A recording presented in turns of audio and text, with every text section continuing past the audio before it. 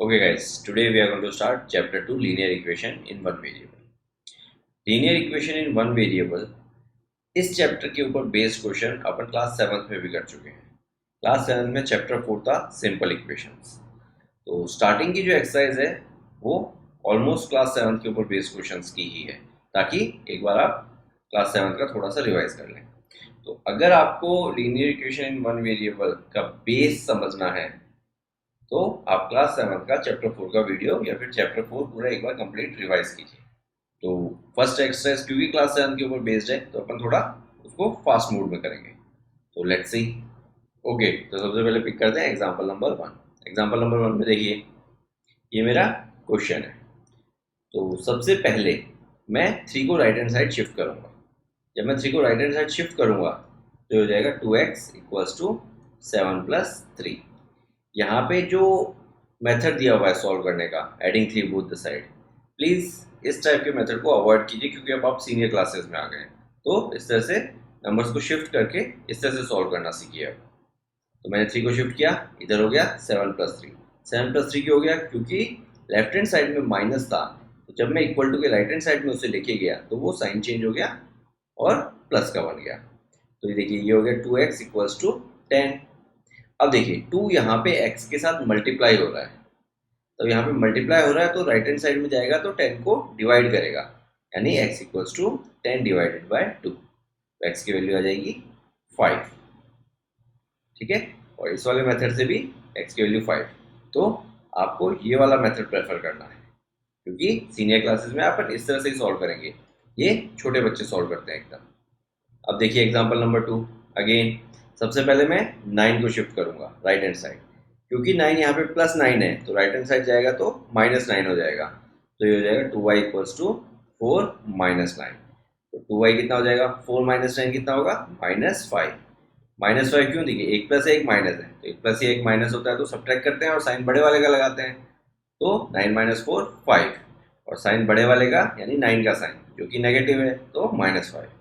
अब ये 2 यहाँ पे y के साथ मल्टीप्लाई हो रहा है तो उधर जाएगा तो माइनस 5 को डिवाइड करेगा, तो y equals to minus 5 by 2। ये मेरा आंसर। अब यहाँ पे भी आप चेक कर सकते हैं, सेम आंसर। क्लियर है? ओके, अब पिक करते हैं एग्जाम्पल नंबर 3। देखिए यहाँ पे 5 बाई 2 ऐड हो रहा है, ये जो पूरा पोर्शन है ये पूरा पोर्शन ऐड हो रहा है किसके साथ? x बाय 3 के साथ। तो इस पूरे पोर्शन को मैं राइट हैंड साइड शिफ्ट करूंगा। पूरा पोर्शन क्योंकि इस तरफ ऐड हो रहा है तो उस तरफ जाके सब्ट्रैक्ट होगा, तो x बाय 3 क्या हो जाएगा? x by 3 equals to minus 3 by 2 minus 5 by 2, क्योंकि पूरा का पूरा पोर्शन ऐड हो रहा था, राइट हैंड साइड जाके सब्ट्रैक्ट हो गया। तो x by 3 equals to LCM लेते हैं, तो एलसीएम आया, ऊपर हो गया माइनस 3 माइनस 5। तो x बाय 3 कितना हो गया? Minus 8 by 2। अब अगर मैं इसको काटूंगा, देखिए ऊपर बचेगा 4, इधर 1, तो x बाई 3 कितना हो गया? x by 3 equals to minus 4। अब ये 3 यहाँ पे लेफ्ट हैंड साइड में x को डिवाइड कर रहा है तो उधर ऊपर की तरफ जाएगा तो माइनस 4 से मल्टीप्लाई होगा, तो x equal to minus 4 into 3। तो x की वैल्यू क्या आ जाएगी? माइनस 12। और यहाँ पे भी आप देखेंगे तो x की वैल्यू माइनस 12। क्लियर है? ओके, अब पिक करते हैं एग्जाम्पल नंबर 4। यहाँ पे देखिए 15 by 4 minus 7x equals to 9। X वाली टर्म एक तरफ और बाकी सब कुछ एक तरफ। तो सबसे पहले मैं क्या करता हूँ, 15 बाई 4 को उस तरफ शिफ्ट कर देता हूँ। अब इधर देखिए 15 बाई 4 का साइन पॉजिटिव है, क्लियर है, तो उधर जाके नेगेटिव हो जाएगा, तो हो जाएगा minus 7x equals to 9 minus 15 by 4। ये साइन माइनस का माइनस ही रहा क्योंकि इस तरफ माइनस 7x था, तो इसको तो अपन ने कहीं शिफ्ट ही नहीं किया। जो चीज़ शिफ्ट होती है उसका साइन चेंज होता है, तो 15 बाई 4 इधर पॉजिटिव था तो उधर जाके नेगेटिव हो गया। तो अब एलसीएम ले लीजिए। एलसीएम लेने के लिए इसको मैं 9 बाय 1 लिख देता हूँ। एलसीएम आया 4, तो जब 4 को 1 से डिवाइड किया तो 4, यानी ऊपर 9 से मैंने 4 को मल्टीप्लाई कर दिया, माइनस 15। और चाहिए तो इंटू 1 भी लिख सकते हैं। इस तरह से अपन एलसीएम लेते हैं। अगर एलसीएम लेना आपको नहीं आता तो मैं इसको थोड़ा सा ब्रीफली आपको समझा देता हूँ। जब मैंने एलसीएम लिया 4, तो इस 4 को मैंने इस डिनोमिनेटर से डिवाइड किया, यानी 1 से डिवाइड किया, तो 4 डिवाइड बाय 1 मुझे 4 मिला, तो ऊपर मैंने 4 से मल्टीप्लाई कर दिया। फिर मैंने इस एलसीएम को इस वाले डिनोमिनेटर से डिवाइड किया, तो 4 डिवाइड बाय 4 मुझे 1 मिला, तो इस वाले को मैंने 1 से मल्टीप्लाई कर दिया। क्लियर है? तो अब देखिए 9 4 दा 36, 36 माइनस 15 डिवाइड बाय 4, तो 36 माइनस 15 मुझे कितना देगा? ये देगा मुझे 21। तो माइनस 7x मेरा कितना हो जाएगा? 21/4। अब देखिए -7x इसके साथ मल्टीप्लाई हो रहा है, ठीक है, तो इसके साथ मल्टीप्लाई हो रहा है तो उधर नीचे की तरफ जाएगा, यानी डिवाइड वाले पोर्शन में जाएगा। क्लियर है? तो जब डिवाइड वाले पोर्शन में जाएगा तो देखिए कैसे हो जाएगा, x इक्वल्स टू 21/4 इंटू -7। अब कई बच्चों को कन्फ्यूजन ये होता है कि -7 उधर जाके +7 क्यों नहीं बना। उसका रीज़न ये है कि -7 यहाँ पे मल्टीप्लाई हो रहा था और उधर राइट हैंड साइड में अपन ने इसको डिवाइड में यानी डिनोमिनेटर में शिफ्ट किया है। तो जो भी मल्टीप्लाई हो रहा होता है या जो भी न्यूमरेटर में होता है मल्टीप्लाई वाले फॉर्म में, वो डिनोमिनेटर में चला जाता है, चाहे उसका कुछ भी साइन हो, +7 हो, -7 हो, -5 हो, जो है जैसा है वो एज इट इज डिनोमिनेटर में चला जाता है। ठीक है, अगर वो मल्टीप्लाई से डिवाइड में या फिर न्यूमरेटर से डिनोमिनेटर में शिफ्ट हो रहा है। बट अगर कुछ ऐड या सब्ट्रैक्ट हो रहा होता है तो उसका साइन चेंज होता है। तो -7 यहाँ पे x के साथ ऐड या सब्ट्रैक्ट नहीं हो रहा। अगर ये ऐड हो रहा होता तो उधर जाके सब्ट्रैक्ट हो जाता, सब्ट्रैक्ट हो रहा होता तो उधर जाके ऐड हो जाता। बट ये x के साथ मल्टीप्लाई हो रहा है, यानी न्यूमरेटर से डिनोमिनेटर यानी मल्टीप्लाई से डिवाइड में जा रहा है, तो जो इसका साइन है वो वैसा का वैसा जाएगा। तो अब देखिए 7 और 21 कटेंगे तो इधर आ गया 3, इधर आ गया 1, तो ये कितना हो जाएगा 3/4 इंटू -1, तो ये आंसर आ जाएगा 3/-4। अब 3/-4 को मैं -3/4 भी लिख सकता हूँ। उसका रीज़न क्या है? उसका रीज़न है नेगेटिव साइन चाहे डिनोमिनेटर में हो चाहे न्यूमरेटर में हो चाहे यहाँ पे सेंटर में हो, तीनों एक ही बात है। यानी 3/-4 बोलूँ या -3/4 बोलूँ, दोनों सेम चीज़ है। नेगेटिव साइन अगर डिनोमिनेटर में है तो मैं इसे न्यूमरेटर में शिफ्ट कर सकता हूँ, और अगर न्यूमरेटर में है तो मैं चाहूँ तो उसे डिनोमिनेटर में भी शिफ्ट कर सकता हूँ। बट डिफ़ॉल्ट प्रैक्टिस क्या होती है? नेगेटिव साइन हमेशा न्यूमरेटर में लगाया जाता है। तो ये मेरा फाइनल आंसर। ओके, अब स्टार्ट करते हैं एक्सरसाइज 2.1 और फटाफट क्वेश्चंस को फिनिश करते हैं। तो देखिए first question, x-2 equals to 7। यहाँ पे 2 नेगेटिव है तो उधर जाएगा तो पॉजिटिव हो जाएगा, x इक्वल्स टू 7 + 2, x की वैल्यू क्या आ गई 9, तो ये मेरा आंसर। सेकेंड वाला पार्ट देखिए, y + 3 इक्वल्स टू 10। यहाँ पे 3 पॉजिटिव है या फिर ऐड हो रहा है तो उधर जाएगा तो सब्ट्रैक्ट होगा या फिर नेगेटिव हो जाएगा, तो y इक्वल्स टू 10 - 3, y की वैल्यू 7। और थर्ड वाला पार्ट देखिए, 6 इक्वल्स टू z + 2। अब देखिए 2 का साइन यहाँ पे पॉजिटिव है या फिर ऐड हो रहा है तो उधर जाएगा तो सब्ट्रैक्ट होगा, तो 6 - 2 इक्वल्स टू z। 6 - 2 क्या होता है 4, 4 इक्वल्स टू z बोलूँ या z इक्वल्स टू 4 बोलूँ, एक ही बात है। तो जब भी मैं इक्वल टू के इधर उधर शिफ्ट करता हूँ कोई चीज़ जो कि ऐड हो रही है तो वो सब्ट्रैक्ट हो जाती है, या फिर सब्ट्रैक्ट हो रही है तो ऐड हो जाती है, या फिर उसका साइन पॉजिटिव है तो नेगेटिव हो जाता है, नेगेटिव है तो पॉजिटिव हो जाता है, कैसे भी समझ सकते हैं। अब फोर्थ पार्ट देखिए, अब देखिए मैं यहाँ पे इस पूरे को शिफ्ट करूँगा एक साथ, क्योंकि 3/7 कंप्लीट एक्स के साथ ऐड हो रहा है तो उधर जाएगा तो कंप्लीट सब्ट्रैक्ट होगा, या फिर ऐसे कहें कि इसका साइन इधर क्या है पॉजिटिव है, कोई भी साइन नहीं है दैट मीन्स पॉजिटिव है, उधर जाके नेगेटिव हो जाएगा। तो देखिए x इक्वल्स टू 17/7 - 3/7।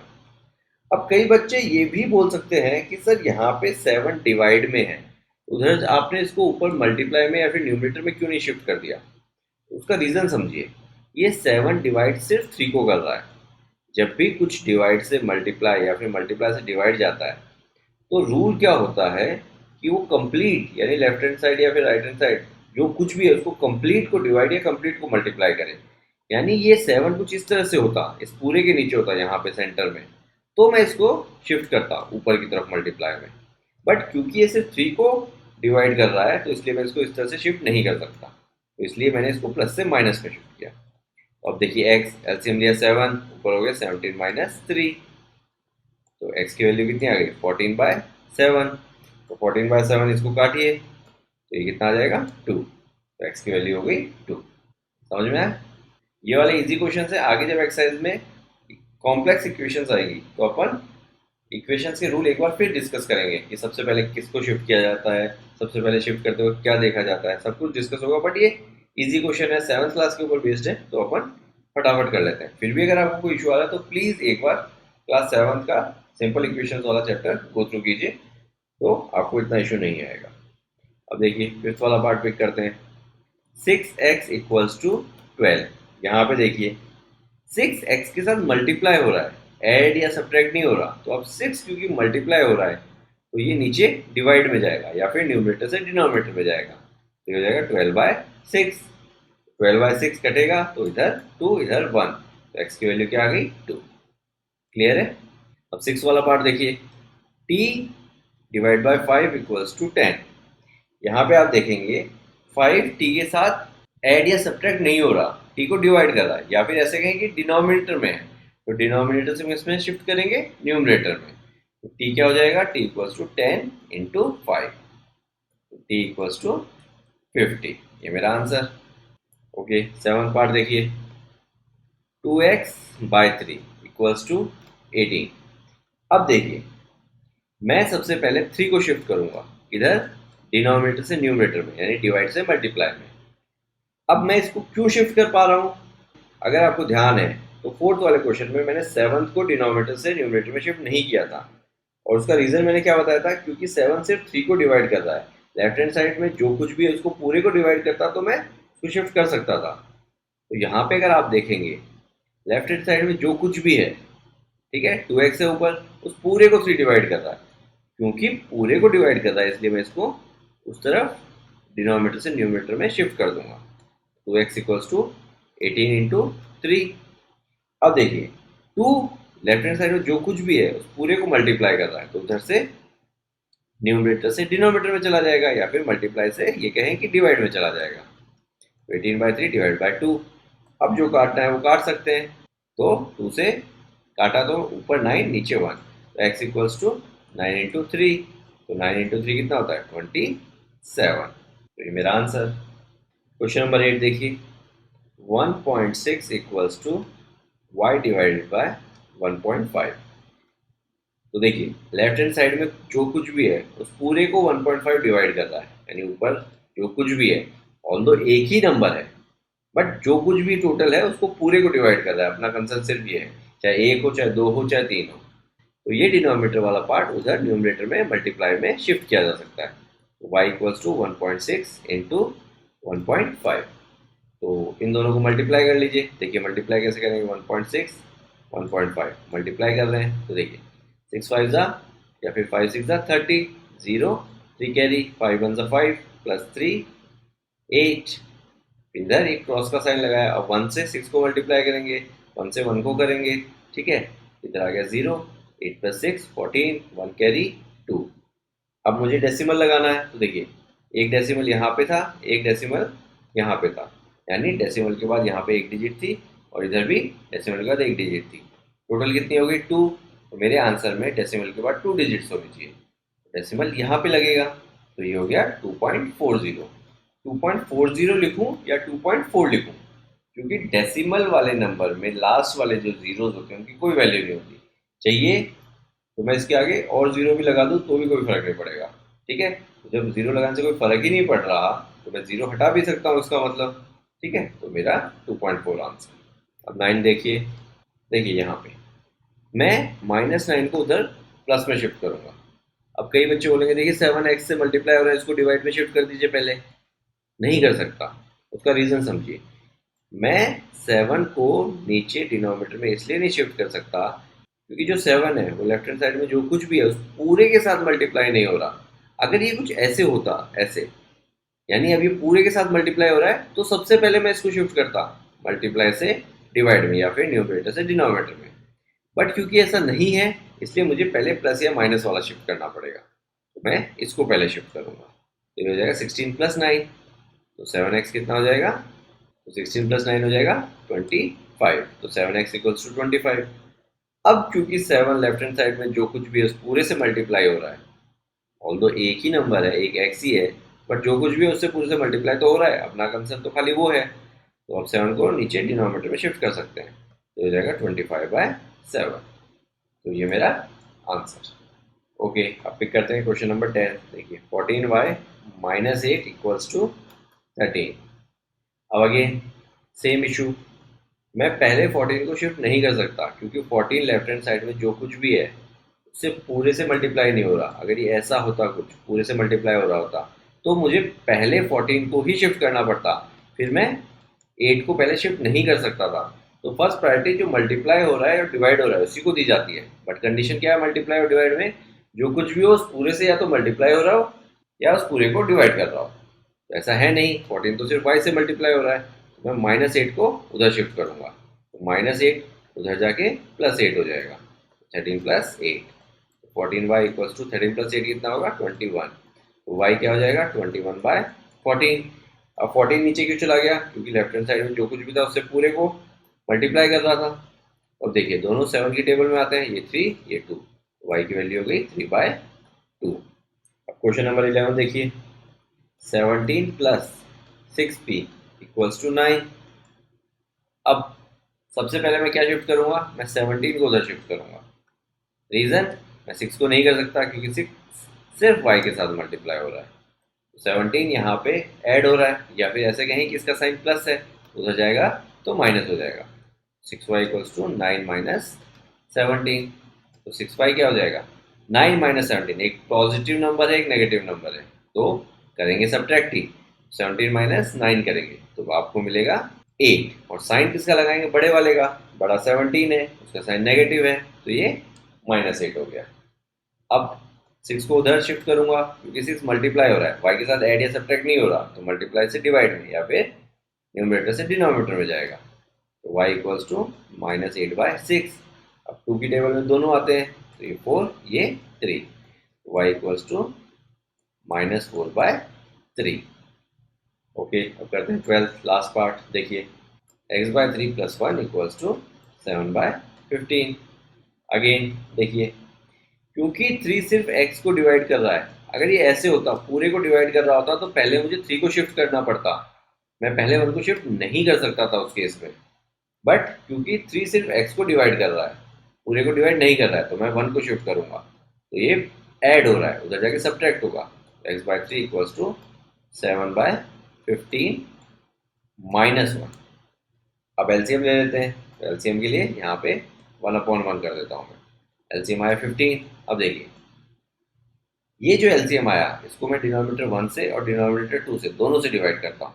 जब डिनोमिनेटर 1 से डिवाइड किया यानी इससे डिवाइड किया, 15 को 15 से डिवाइड किया तो मुझे 1 मिला। तो ऊपर मैं किससे मल्टीप्लाई करूंगा? 1 से मल्टीप्लाई करूंगा।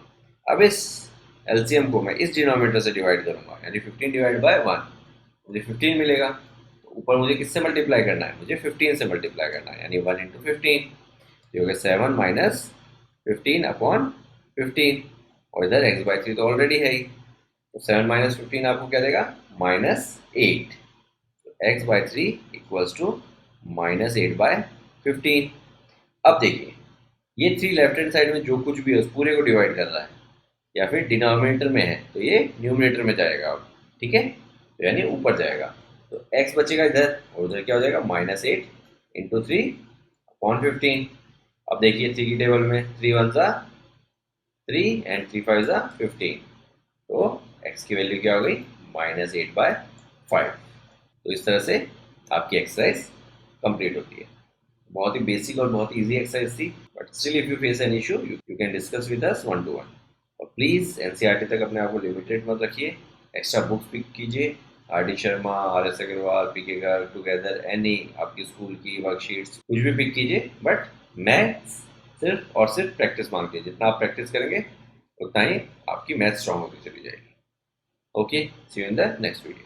Your mentoring make a difference. Hereby students can contact us for group and individual mentoring session. Our location is mentioned in video description. Others can contact us for online classes, online doubt clearing sessions, and for other online videos which are not publicly available on YouTube. Thank you.